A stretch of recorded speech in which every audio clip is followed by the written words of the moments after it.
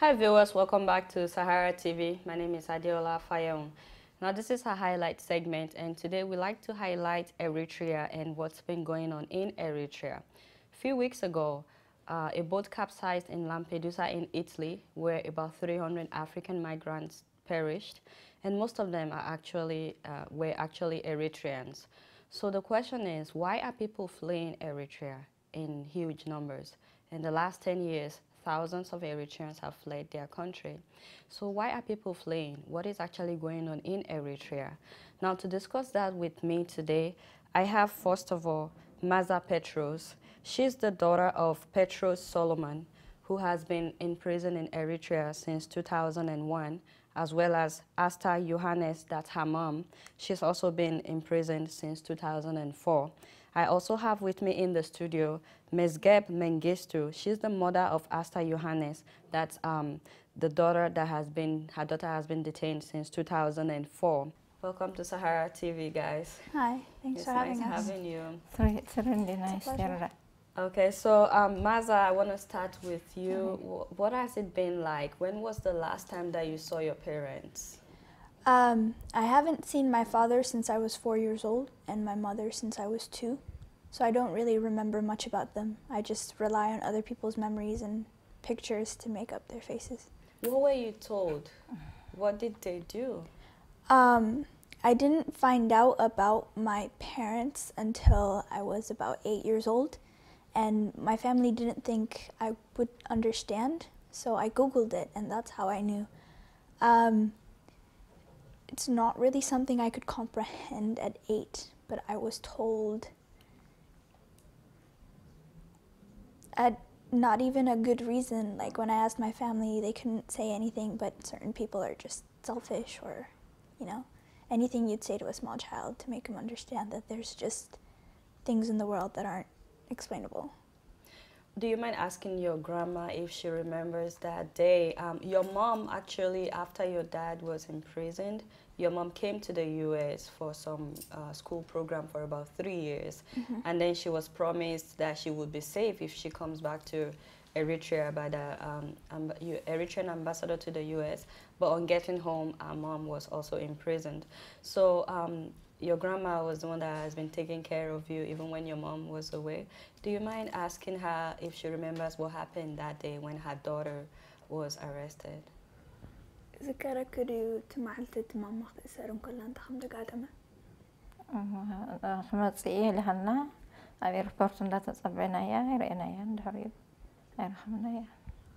She told us she'd come. We waited for her at the airport. We waited for her, but she didn't come and we didn't see her. So she actually came, but she never got to you guys? She never got to see us. Security personnel boarded the plane and took her away. I see. So ask your grandma how she's been coping since then. Did she try to ask the government about her whereabouts or what?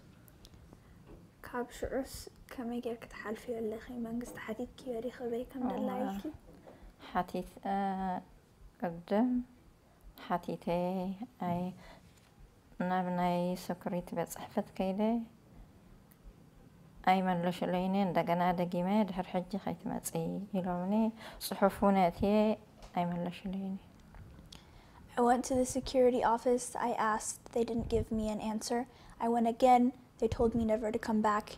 And I even sent a letter, but I never got a reply. So there was no explanation given to you whatsoever. So you don't even know what crime they've been accused of. Does she know? Can you ask her? No. And your mom and dad are not even the only people that have been detained, even without trial, right? They're not. So you came here 4 years ago. Can you tell us what that journey was like, coming from Eritrea? It was terrifying. It was especially scary because it was just me and my grandmother, and usually you have a lot of other border crossers that know the routes very well that take you. It was dark. It was a desert. It was terrifying. You said you had to walk 7 hours? Yes. Wow. That wasn't normally the plan. This happens a lot, and we fortunately were some of the better situations, but most of the time many border crossings get stolen from the crossers, and the people that are supposed to take you don't, other people do, and that's what happened to us. We were supposed to be driven, but we weren't. So you had to walk 7 hours in one day. And Yeah. at night when you don't have flashlight, what did you do? We just walked in the dark. I remember at a certain point I asked one of the people that were walking with us how they knew where we were going, and the only thing they had to go off was a flashlight in the far distance. And that's the only light you'd follow. I see. And actually there are 4 of you. It's a family of 4, 2 boys and 2 girls. What about your other 3 siblings? When you took off with grandma, what about the other 3 siblings? My other 3 siblings took another route. It was much more dangerous, but it was far less suspicious. So unfortunately, they were caught their first time around, and they were sent to military camps. Your siblings were sent to military camps? All 3 of them, yes. All 3 of them? Wow. That's the punishment when you're caught. I see. Were they 18 at the time? تقدم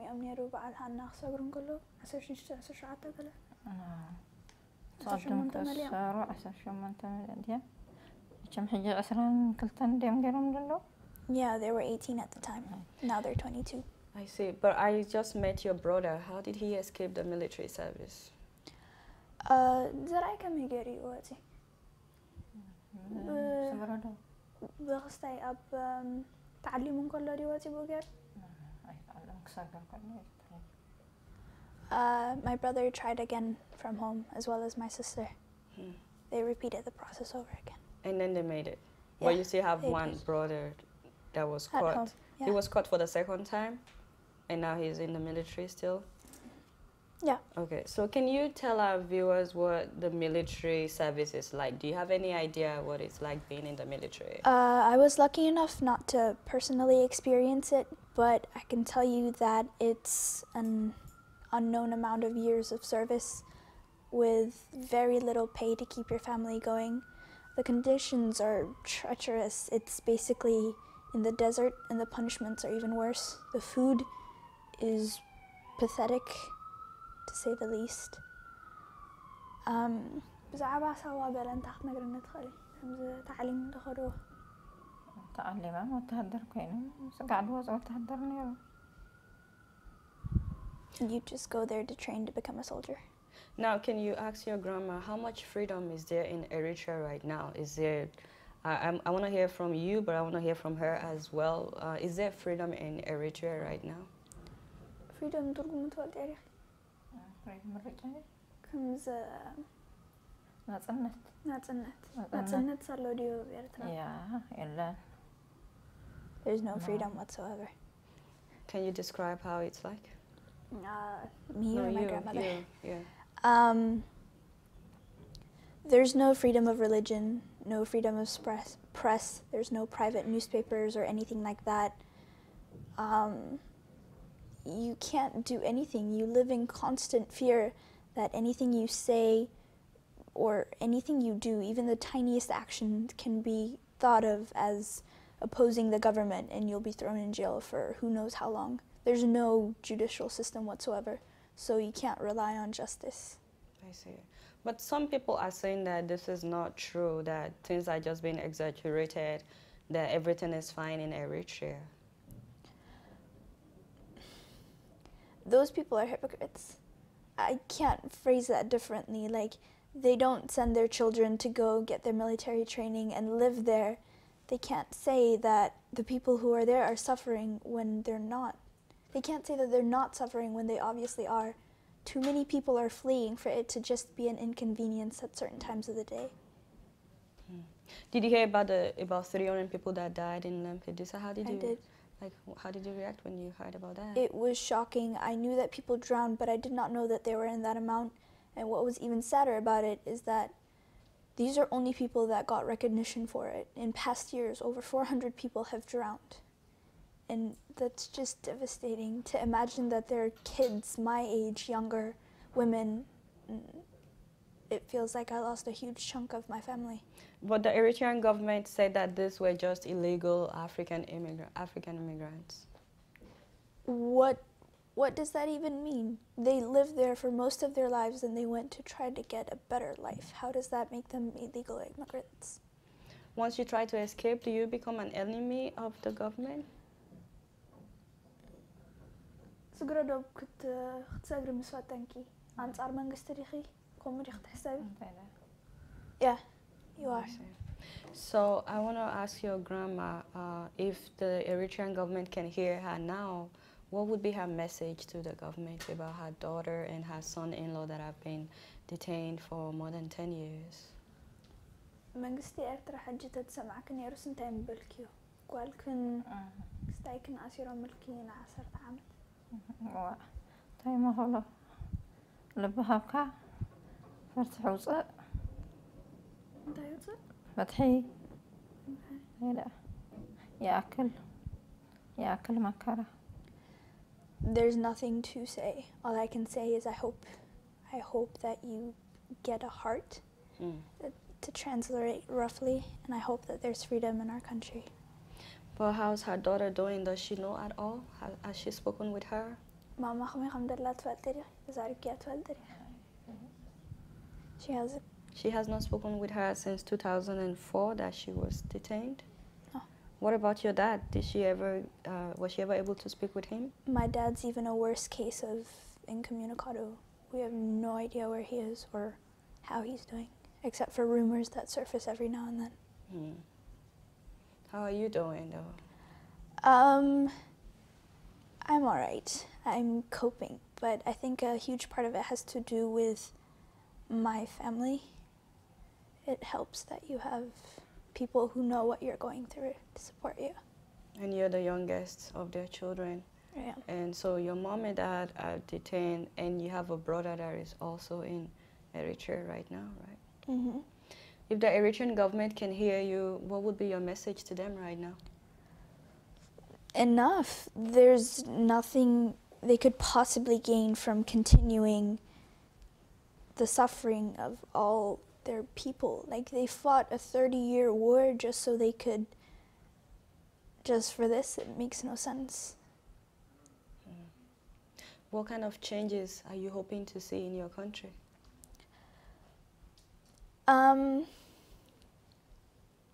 I hope that it's a lot freer than it is today. I hope that it's a democratic country. And I hope that the people feel safer than they do today. That there's a sense of community there once again. What about people that are trying to flee? Do you have any message for anybody trying to flee? Would you say they should just stay in Eritrea? I would not wish that upon them. I left because there was no future for me, so I wouldn't ask them to stay either. I just hope they make it safely and that they get to wherever it is they're trying to go. I see. What about people, some people talk to me and they say that there's the other side of the story, that the government is actually doing what is best for the people. Can you talk to people like that? What is the government doing that's best for the people exactly? Can you look into that camera and just, talk to people like that who feel like the government, it should not be blamed, that the government is doing what is good for the people? It's killing people, to summarize. So many people have died at the hands of this government. Too much blood is on their hands for you to just disregard everything. Just because they do one good deed does not erase all the other bad ones they've done. It's a regime, it's not a government, and it's time to just stop. You doing okay? Getting better. I'm sure that they would get to hear your message, and I hope that something changed. I hope so too. And how old are you now?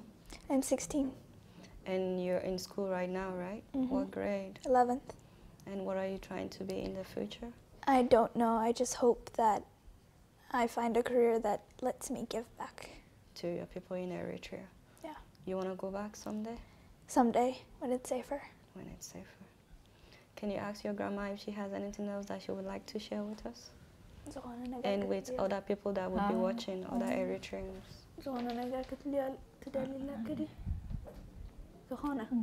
نملؤ هذي أثرائي وخفي وذلوا محرتي يورد لنا أملاح بعليا يرد عنا نتما رحينا فتحي ويكا يركبنا بعلنا خلما حدر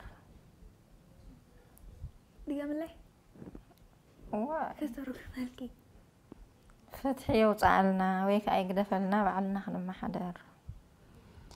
She says that I just wish for freedom, or I wish that the government would hand over the system to us so we could govern ourselves. I see. And lastly, I just want to remind our viewers, you guys had to go through Sudan and Ethiopia before you eventually made it to the US, right? Yes. But before I let you go, do you have any message for mom and dad, just in case by any chance they get to watch this video? Stay strong. If you could watch and look at the camera. Stay strong. We love you, we miss you, and we think of you every day. I see. Well, thank you very much for coming in the studio, guys, and I really appreciate the opportunity to talk with you. Stay tuned, we'll be right back.